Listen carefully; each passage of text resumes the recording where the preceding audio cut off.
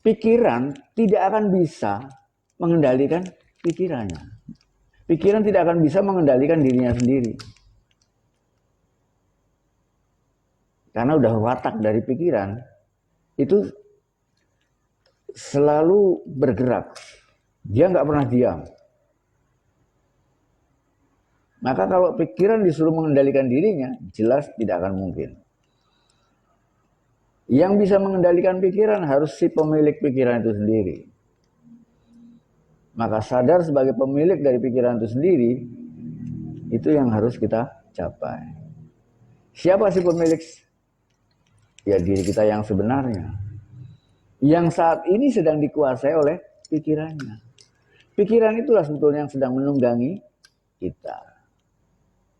Dan manusia nggak sadar kalau ditunggangi oleh pikirannya. Dan pikiran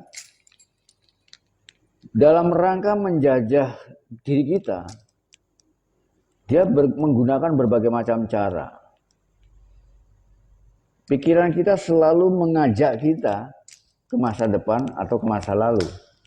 Pikiran kita selalu mengajak kepada hal-hal yang tidak nyata. Karena di sanalah pikiran kita mampu menguasai kita. Oleh karena itu kalau kita ingin mengendalikan pikiran kita, ajak pikiran kita untuk masuk ke wilayah yang nyata.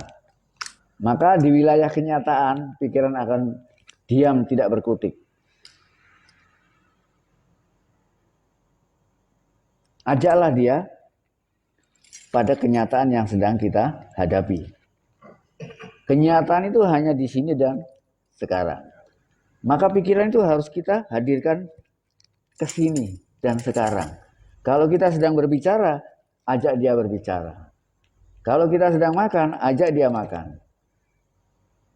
Jadi ajak dia melakukan aktivitas yang sedang kita kerjakan. Maka saat itu juga pikiran kita diam. Tapi kita nggak bisa terus, kita harus terus mewaspadai pikiran. Jika tidak, dia akan berusaha untuk mengajak kita keluar. Pikiran tuh paling senang membuat pertanyaan. Dan kemudian kita melayaninya dengan jawaban. Kemudian kita diajaknya keluar dari kenyataan. Nah, di sanalah kita membutuhkan kewaspadaan. Jadi yang disebut eling lan waspada itu di sini.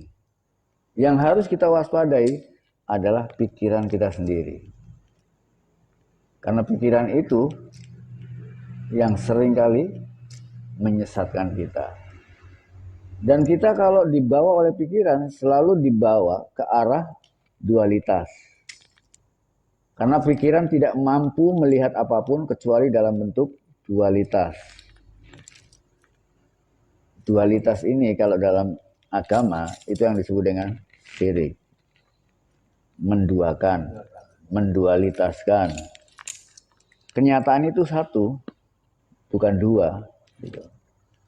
Maka yang harus kita lakukan adalah bagaimana melenyapkan yang dua, agar yang satu muncul. Gitu. Sedangkan pikiran selalu mengajak kita kepada yang dua.